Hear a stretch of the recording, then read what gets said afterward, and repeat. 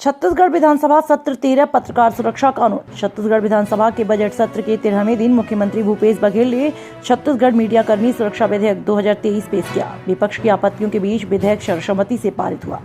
मुख्यमंत्री भूपेश बघेल ने सदस्यों को बधाई देते हुए कहा, आज का दिन स्वर्णिम अक्षरों में लिखा जाएगा।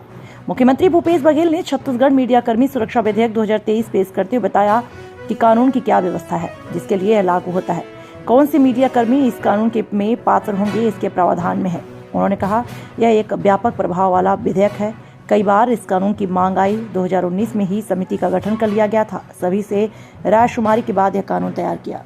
आज का दिन स्वर्णिम अक्षरों में लिखा जाएगा। इसके पहले सदन में विधेयक को पेश किए जाने पर विपक्ष ने आपत्ति जताते हुए इसे प्रवर समिति में भेजे जाने की मांग की।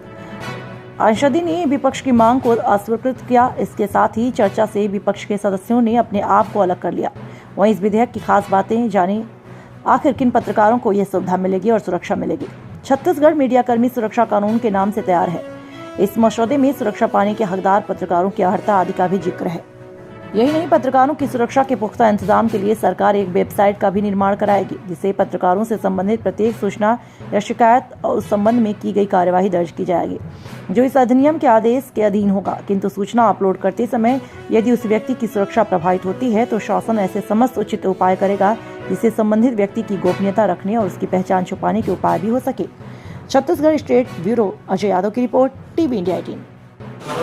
आज विधानसभा के लिए ऐतिहासिक दिन और पूरे छत्तीसगढ़ के लिए ऐतिहासिक और हमारे पत्रकार साथियों के लिए बहुत ही अविस्मरणीय दिन रहा है, क्योंकि आज छत्तीसगढ़ मीडिया कर्मी सुरक्षा विधेयक न केवल प्रस्तुत हुआ बल्कि पारित भी हुआ है। हमारे पत्रकार साथी जो अपने जान जोखिम में डालकर अंदरूनी क्षेत्रों में जाकर खबर लाते हैं, बहुत सारे ऐसे लेख भी लिखते हैं जिससे उनको, उनके परिवार के लोगों को खतरा बढ़ जाता है। साथ ही जनहानि साथ धनहानि की भी संभावना बन जाती है। ऐसे में जितने भी हमारे पत्रकार हैं, चाहे वो इलेक्ट्रॉनिक मीडिया को हो, चाहे प्रिंट मीडिया को हो, चाहे पोर्टल के हों, सभी साथियों के जो ऑफिस में जो काम करते हैं वो भी और जो गांव में काम करते हैं उनके लिए भी न केवल अधिमान्यता पत्र जारी करने का बल्कि उसे रजिस्ट्रेशन कराने की, जिसको अधिमान्यता पत्र नहीं है, और कोई प्रेस यदि कहता है कि हमारे साथ में है और जो लगातार उसमें 6 महीने के अंदर में 3 लेख लिखे हों या स्टोरी की हों, ऐसे लोग हैं जिसको इस सुरक्षा मीडिया कर्मी सुरक्षा कानून के दायरे में लाया गया है ताकि पत्रकारों के सुरक्षा हो सके।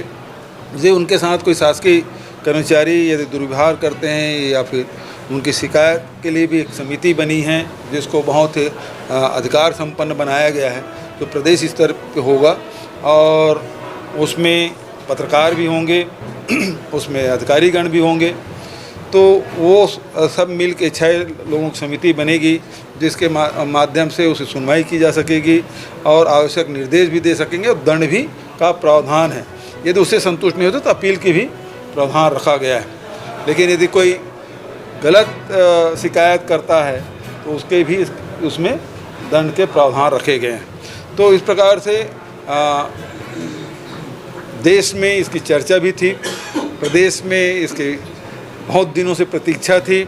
मैं इस अवसर पर जस्टिस आफ्ताब आलम जी, सुप्रीम कोर्ट के सेवानिवृत्त न्यायाधीश आफ्ताब आलम जी की अध्यक्षता में एक प्रारूप समिति बनी थी जिसके सदस्य न्यायमूर्ति सेवानिवृत्त श्रीमती अंजना प्रकाश जी, उच्चतम न्यायालय के वरिष्ठ अधिवक्ता श्री राजू रामचंद्रन जी, वरिष्ठ पत्रकार आज हमारे बीच में नहीं हैं ललित सुरजन जी, श्री प्रकाश दुबे जी, मेरे सलाहकार रुचिर गर्ग जी, महाधिवक्ता विधि विभाग के प्रमुख सचिव, पुलिस महानिदेशक, सभी इसके सदस्य थे और अनेक बैठकें राज्य में और दिल्ली में करके विभिन्न संगठनों से चर्चा करके इसका प्रारूप बनाया गया और उसके बाद इसके प्रारूप को विभाग को सौंपा गया। विभाग ने लंबे विचार विमर्श करके इसको विधेयक के रूप दिया गया और इसे राज्यपाल से अनुमति लेकर विधानसभा में प्रस्तुत किया गया और आज वो पारित हुआ है।